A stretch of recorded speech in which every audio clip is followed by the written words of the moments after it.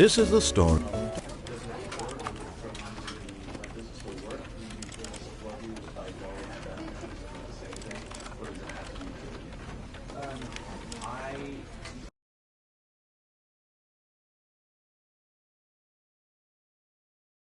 This is the story of a man named Stanley. Stanley was where he was employee number 427. Employee number 427's job was simple.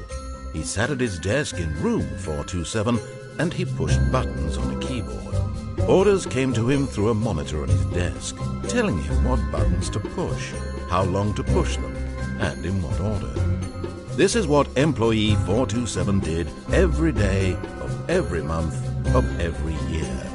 And although others might have considered it soul-rending, Stanley relished every moment that the orders came in, as though he had been made exactly for this job. And Stanley was happy. And then one day, something very peculiar happened. Something that would forever change Stanley. Something he would never quite forget. He had been at his desk for nearly an hour when he realized that not one single order had arrived on the monitor for him to follow. No one had showed up to give him instructions, call a meeting, or even say hi. Never in all his years at the company had this happened, this complete isolation. Something was very clearly wrong. Shocked, frozen solid, Stanley found himself unable to move for the longest time. But as he came to his wits and regained his senses, he got up from his desk and stepped out of his office.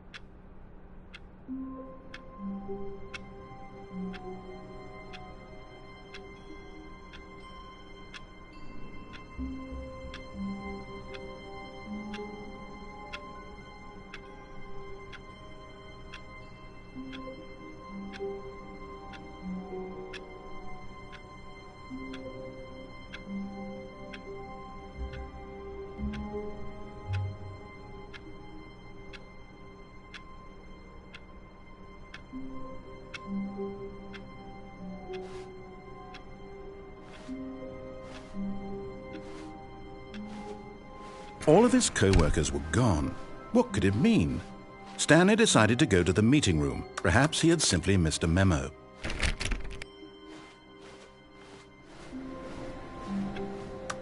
No matter how hard Stanley looked, he couldn't find a trace of his co-workers.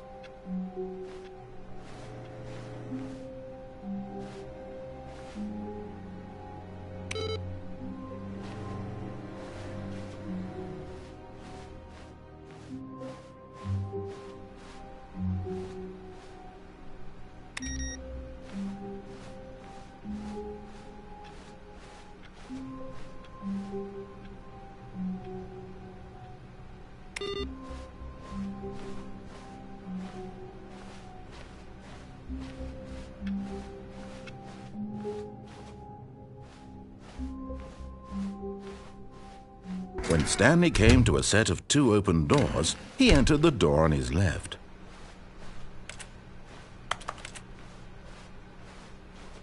Yet there was not a single person here either. Feeling a wave of disbelief, Stanley decided to go up to his... Stanley stepped into the broom closet, but there was nothing here, so he turned around and got back on track.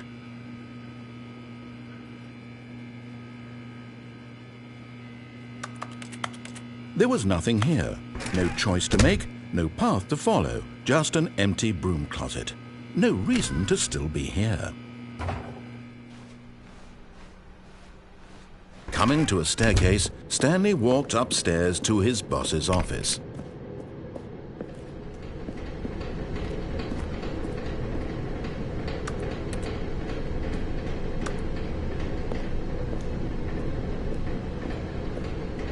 But Stanley just couldn't do it. He considered the possibility of facing his boss. Admitting he had left his post during work hours, he might be fired for that. And in such a competitive economy, why had he taken that risk? All because he believed everyone had vanished. His boss would think he was crazy. And then something occurred to Stanley. Maybe, he thought to himself, maybe I am crazy. All of my co-workers blinking mysteriously out of existence in a single moment for no reason at all? None of it made any logical sense. And as Stanley pondered this, he began to make other strange observations. For example, why couldn't he see his feet when he looked down? Why did doors close automatically behind him wherever he went? And for that matter, these rooms were starting to look pretty familiar. Were they simply repeating? No, Stanley said to himself, this is all too strange. This can't be real. And at last, he came to the conclusion that had been on the tip of his tongue. He just hadn't found the words for it. "I'm dreaming!" he yelled. "This is all a dream." Oh, what a relief Stanley felt to have finally found an answer, an explanation. His co-workers weren't actually gone. He wasn't going to lose his job. He wasn't crazy after all. And he thought to himself, I suppose I'll wake up soon. I'll have to go back to my boring real-life job pushing buttons. I may as well enjoy this while I'm still lucid. So he imagined himself flying and began to gently float above the ground. Then he imagined himself soaring through space on a magical starfield, and it too appeared. It was so much fun, and Stanley marveled that he had still not woken up. How was he remaining so lucid? And then perhaps the strangest question of them all entered Stanley's head. One he was amazed he hadn't asked himself sooner. Why is there a voice in my head dictating everything that I'm doing and thinking? Now the voice was describing itself being considered by Stanley, who found it particularly strange. I'm dreaming about a voice describing me, thinking about how it's describing my thoughts, he thought. And while he thought it all very odd and wondered if this voice spoke to all people in their dreams, the truth was that, of course, this was not a dream. How could it be? Was Stanley simply deceiving himself, believing that if he's asleep, he doesn't have to take responsibility for himself? Stanley is as awake right now as he's ever been in his life. Now, hearing the voice speak these words was quite a shock to Stanley. After all, he knew for certain, beyond a doubt, that this was in fact a dream. Did the voice not see him float and make the magical stars just a moment ago? How else would the voice explain all that? This voice was a part of himself too, surely, if he could just...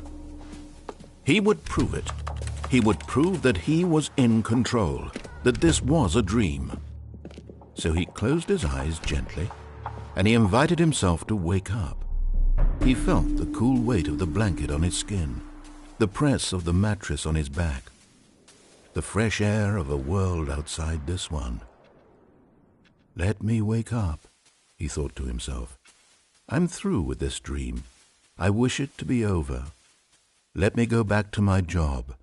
Let me continue pushing the buttons. Please, it's all I want. I want my apartment and my wife and my job. All I want is my life exactly the way it's always been. My life is normal. I am normal. Everything will be fine. I am okay.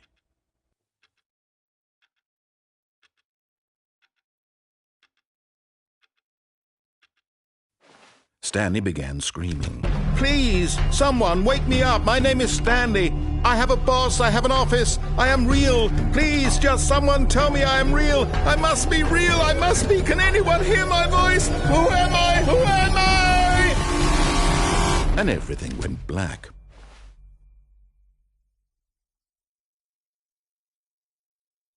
This is the story of a woman named Mariella.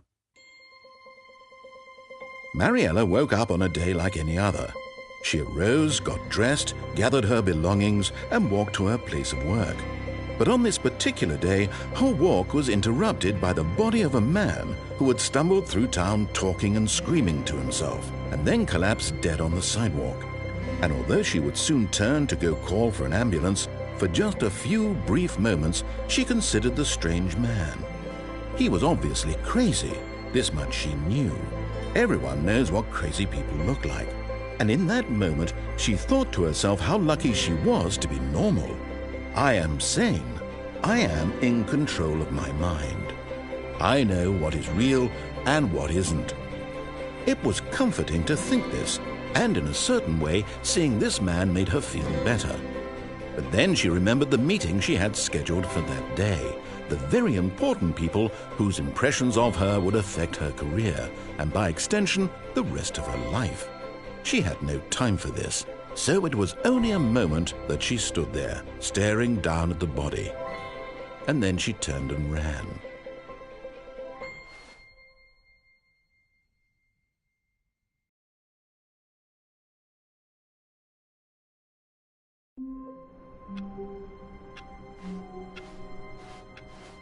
All of his co-workers were gone. What could it mean? Stanley decided to go to the meeting room. Perhaps he had simply missed a memo.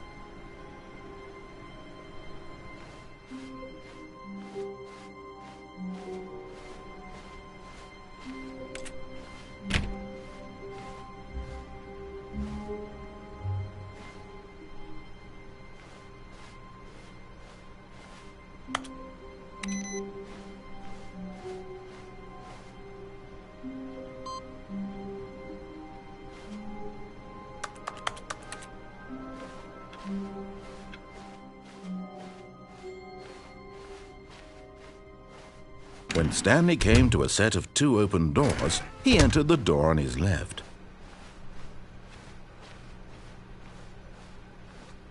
Yet there was not a single person here either. Feeling a wave of disbelief, Stanley decided to go up to his... Oh no, not again. I won't be part of this. I'm not going to encourage you. I'm not going to say anything at all. I'm just going to be patient and wait for you to finish whatever it is you enjoy doing so much in this room. Please take your time.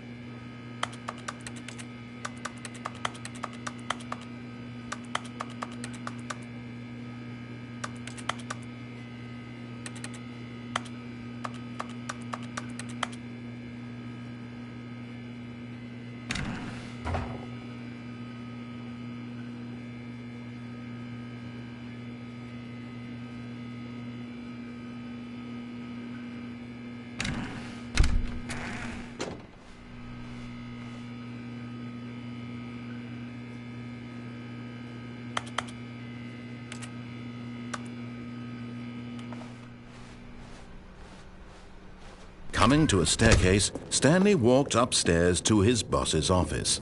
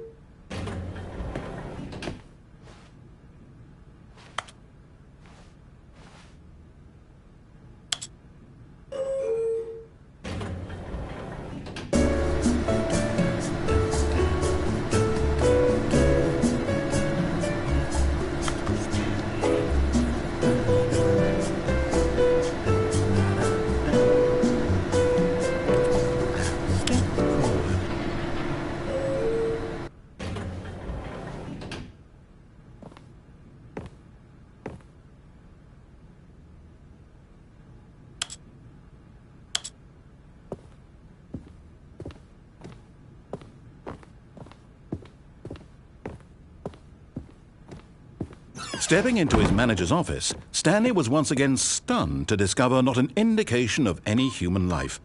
Shocked, unraveled, Stanley wondered in disbelief who orchestrated this. What dark secret was being held from him? What he could not have known was that the keypad behind the boss's desk guarded the terrible truth that his boss had been keeping from him. And so the boss had assigned it an extra secret PIN number, 2845. But of course, Stanley couldn't possibly have known this. Yet incredibly, by simply pushing random buttons on the keypad, Stanley happened to input the correct code by sheer luck. Amazing. He stepped into the newly opened passageway.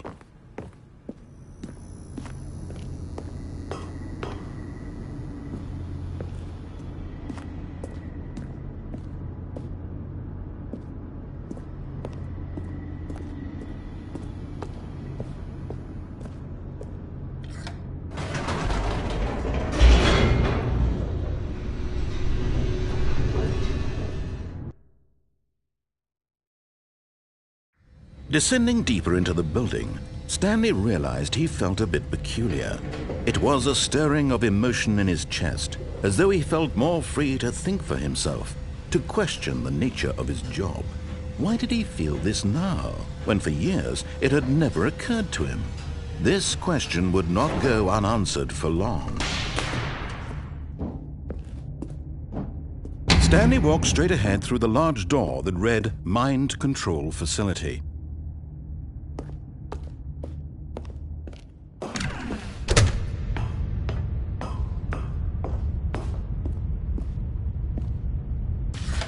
The lights rose on an enormous room packed with television screens. What horrible secret did this place hold? Stanley thought to himself. Did he have the strength to find out?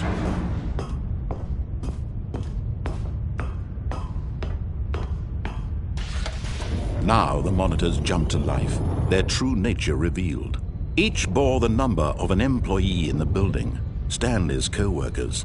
The lives of so many individuals reduced to images on a screen, and Stanley, one of them, eternally monitored in this place where freedom meant nothing.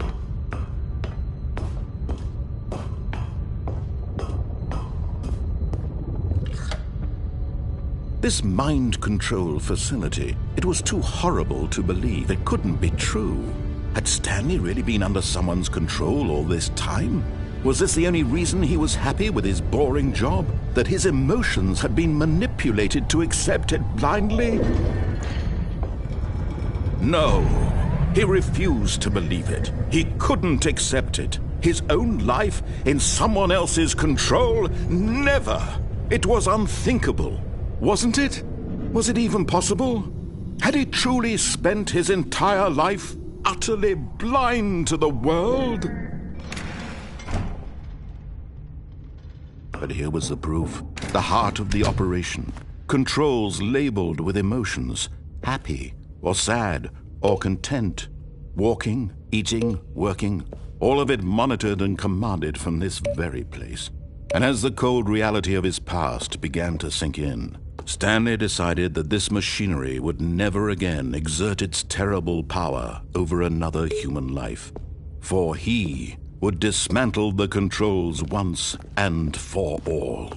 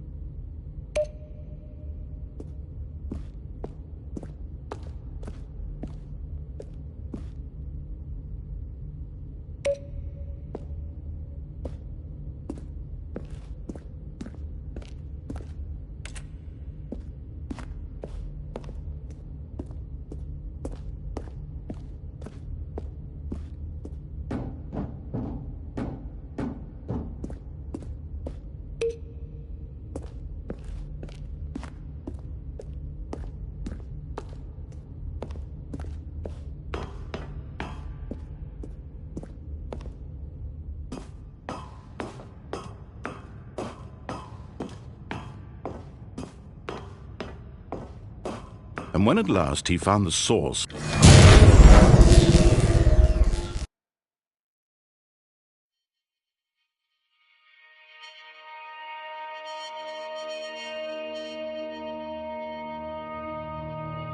blackness and a rising chill of uncertainty. Was it over? Yes! He had won! He had defeated the machine, unshackled himself from someone else's command. Freedom was mere moments away. And yet, even as the immense door slowly opened, Stanley reflected on how many puzzles still lay unsolved. Where had his co-workers gone? How had he been freed from the machine's grasp? What other mysteries did this strange building hold? But as sunlight streamed into the chamber, he realized none of this mattered to him, for it was not knowledge or even power that he had been seeking, but happiness. Perhaps his goal had not been to understand, but to let go. No longer would anyone tell him where to go, what to do, or how to feel.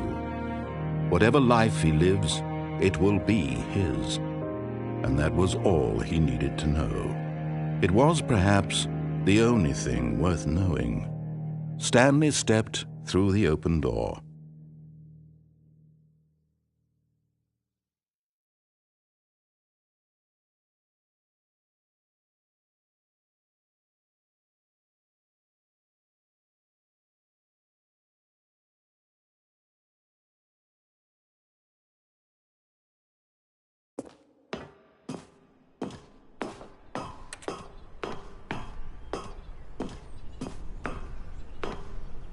Stanley felt the cool breeze upon his skin, the feeling of liberation, the immense possibility of the new path before him.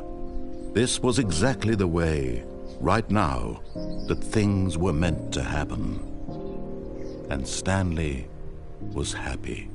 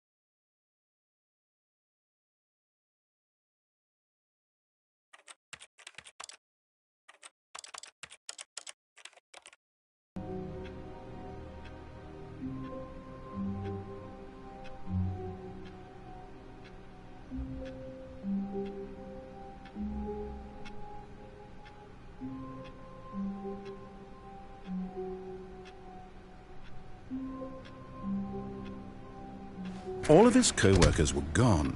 What could it mean? Stanley decided to go to the meeting room. Perhaps he had simply missed a memo.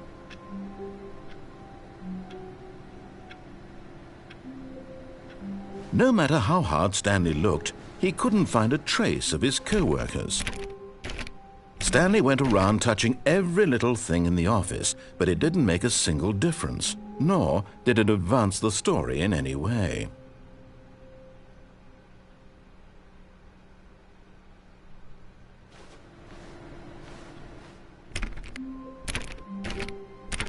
Oh, please. Are you really just doing this for the trophy?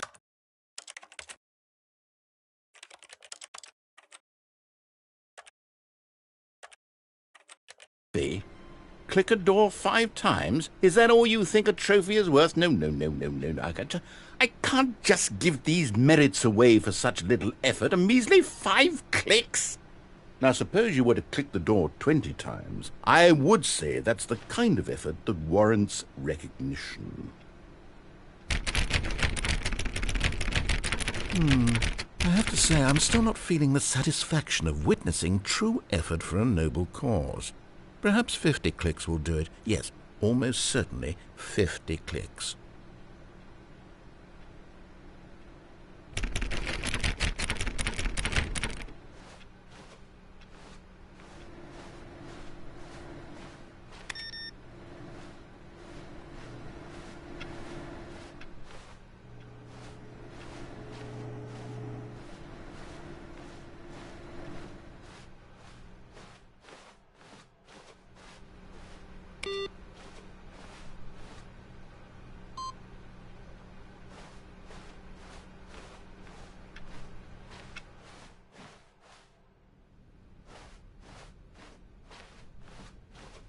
When Stanley came to a set of 2 open doors, he entered the door on his left.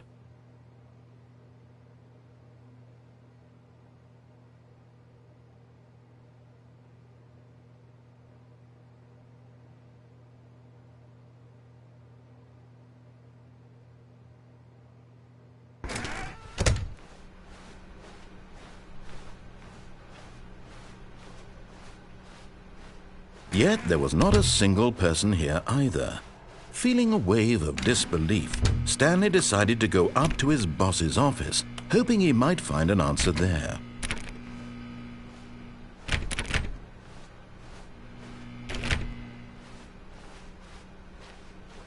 Coming to a staircase, Stanley walked upstairs to his boss's office.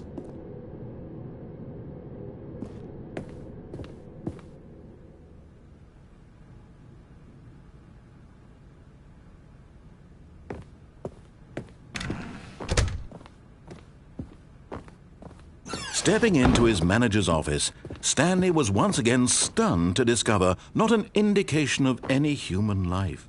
What could it mean? Stanley wondered aloud to nobody. He began wildly tearing through papers on the boss's desk, pulling books off the shelf, looking behind paintings, desperate for clues to his situation.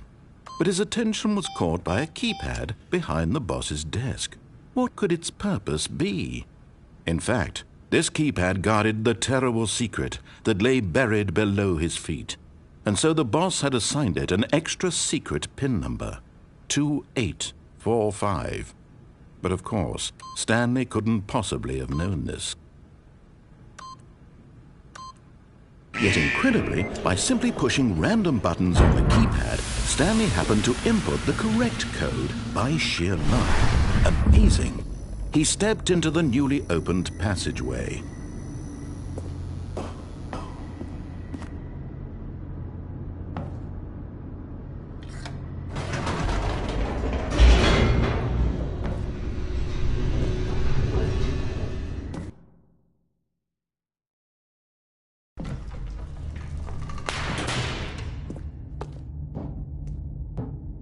Stanley walked straight ahead through the large door that read Mind Control Facility.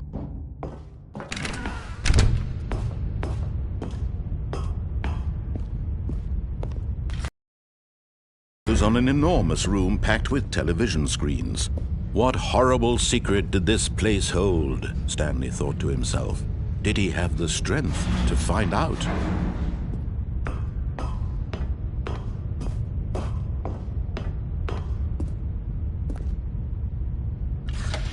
Now the monitors jumped to life, their true nature revealed. Each bore the number of an employee in the building, Stanley's co-workers. The lives of so many individuals reduced to images on a screen, and Stanley, one of them, eternally monitored in this place where freedom meant nothing.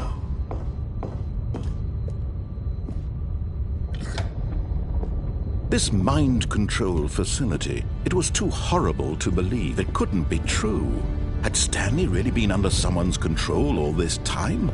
Was this the only reason he was happy with his boring job? That his emotions had been manipulated to accept it blindly? No, he refused to believe it. He couldn't accept it. His own life in someone else's control? Never! It was unthinkable, wasn't it? Was it even possible? Had he truly spent his entire life utterly blind to the world? But here was the proof, the heart of the operation. Controls labeled with emotions, happy or sad or content. Walking, eating, working, all of it monitored and commanded from this very place. And as the cold reality of his past began to sink in, Stanley decided that this machinery would never again exert its terrible power over another human life. For he would dismantle the controls once and for all. Oh, Stanley, you didn't just activate the controls, did you? After they kept you enslaved all these years, you go and you try to take control of the machine for yourself. Is that what you wanted? Control? Stanley, I applaud your effort, I really do. But you need to understand, there's only so much that machine can do. You were supposed to let it go, turn the controls off, and leave. If you want to throw my story off track, you're going to have to do much better than that. I'm afraid you don't have nearly the power you think you do. For example, and I believe you'll find this pertinent, Stanley suddenly realized he had just initiated the network's emergency detonation system.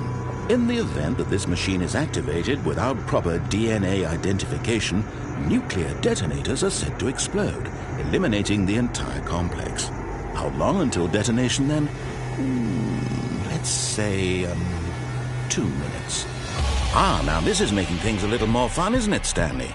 It's your time to shine. You are the star. It's your story now. Shape it to your heart's desires. Oh, this is much better than what I had in mind. What a shame we have so little time left to enjoy it. Mere moments until the bomb goes off. But what precious moments each one of them is. More time to talk about you, about me, where we're going, what all this means. I barely know where to start. What's that? You'd like to know where your co-workers are? A moment of solace before you're obliterated? All right, I'm in a good mood. You're going to die anyway. I'll tell you exactly what happened to them. I erased them. I turned off the machine. I set you free. Of course, that was merely in this instance of the story. Sometimes when I tell it, I simply let you sit there in your office forever, pushing buttons endlessly and then dying alone. Other times, I let the office sink into the ground, swallowing everyone inside, or I let it burn to a crisp. I have to say this, though, this version of events has been rather amusing. Watching you try to make sense of everything and take back the control wrested away from you, it's quite rich. I almost hate to see it go. But I'm sure whatever I come up with on the next go-around will be even better. My goodness, only 34 seconds left. But I'm enjoying this so much. You know what? To hell with it. I'm going to put some extra time on the clock. Why not? These are precious additional seconds, Stanley. Time doesn't grow on trees. Oh dear me, what's the matter, Stanley? Is it that you have no idea where you're going or what you're supposed to be doing right now? Or did you just assume when you saw that timer that something in this room was capable of turning it off? I mean, look at you. running from button to button, screen to screen, clicking on every little thing in this room. These numbered buttons, no, these colored ones, or maybe this big red button, or this door. Everything, anything, something here will save me. Why would you think that, Stanley? That this video game can be beaten? Won? Solved? Do you have any idea what your purpose in this place is? Stanley, you're in for quite a disappointment. But here's a spoiler for you. That timer isn't a catalyst to keep the action moving along. It's just seconds ticking away to your death. You're only still playing instead of watching a cutscene because I want to watch you for every moment that you're powerless. To see you made humble. This is not a challenge. It's a tragedy. You wanted to control this world, that's fine. But I'm going to destroy it first, so you can't.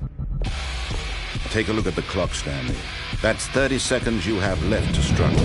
30 seconds until a big boom and then nothing. No ending here, just you being blown to pieces.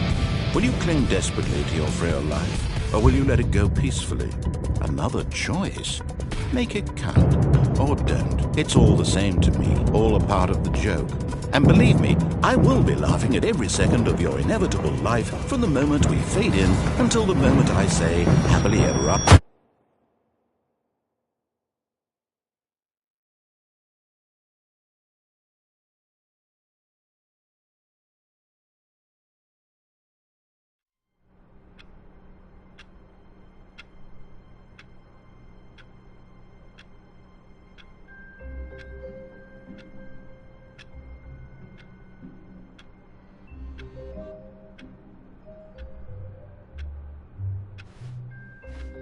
All of his co-workers were gone. What could it mean? Oh, please. Are you really just doing this for the trophy? Click a door 5 times? Is that all you think a trophy is worth? No. I can't just give these merits away for such little effort. A measly 5 clicks? Now, suppose you were to click the door 20 times. I would say that's the kind of effort that warrants recognition. I have to say, I'm still not feeling the satisfaction of witnessing true effort for a noble cause.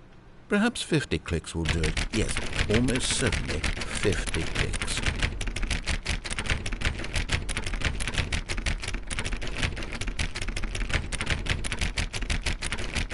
No, I'm still not feeling it. I want this trophy to have meant something. It has to be a true reward for valiant effort. I want to see some hustle, Stanley. I want to see commitment, a willingness to go all the way no matter the cost. Why don't you go put 20 clicks into door number 417?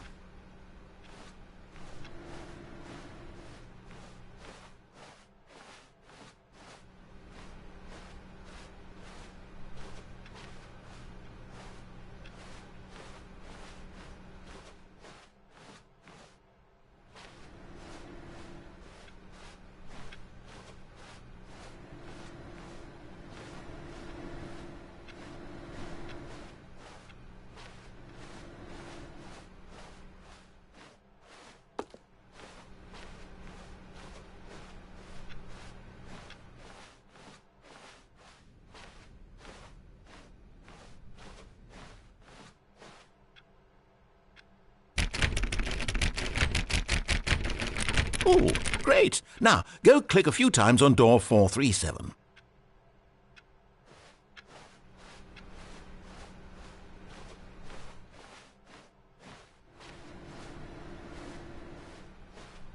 Excellent. I think we're getting somewhere. Now, door 415. Let's give it 10 clicks or so.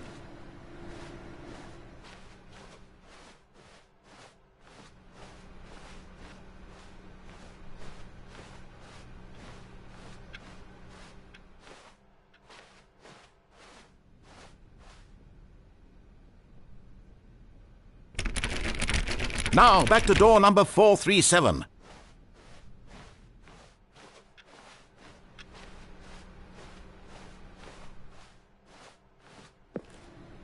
Let's see. How about you click on, well, I don't know, the copy machine? All right, back to room 417. I'm really feeling it now. I think we're getting somewhere.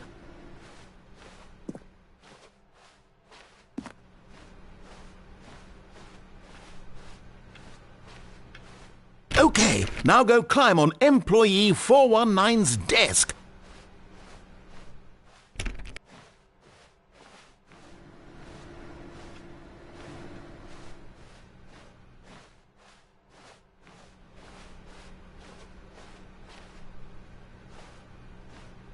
Yes! This is great! You're putting it all on the line, Stanley. I like that. All right, let's keep it up. Go give me a few clicks on door 416.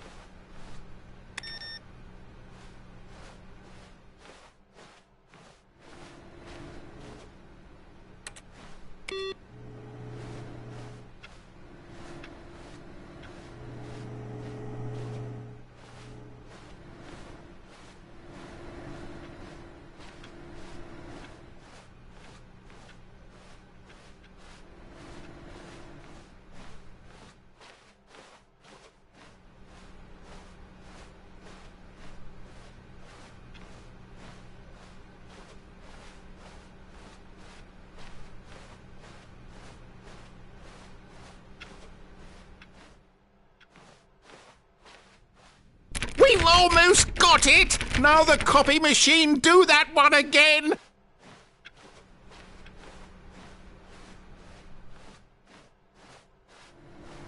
Finish it off, Stanley! 5 clicks on door 430!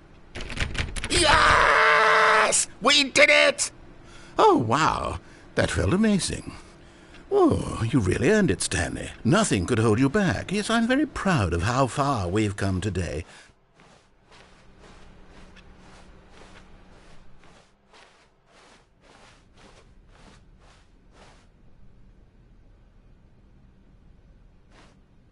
When Stanley came to a set of 2 open doors, this was not the correct way to the meeting room, and Stanley knew it perfectly well. Perhaps he wanted to stop by the employee lounge first, just to admire it. Ah, yes, truly a room worth admiring. But eager to get back to business, Stanley took the first open door on his left. Stanley was so bad at following directions, it's incredible he wasn't fired years ago. But in his eagerness to prove that he is in control of the story and no one gets to tell him what to do, Stanley leapt from the platform and plunged to his death. Good job, Stanley. Everyone thinks you are very powerful.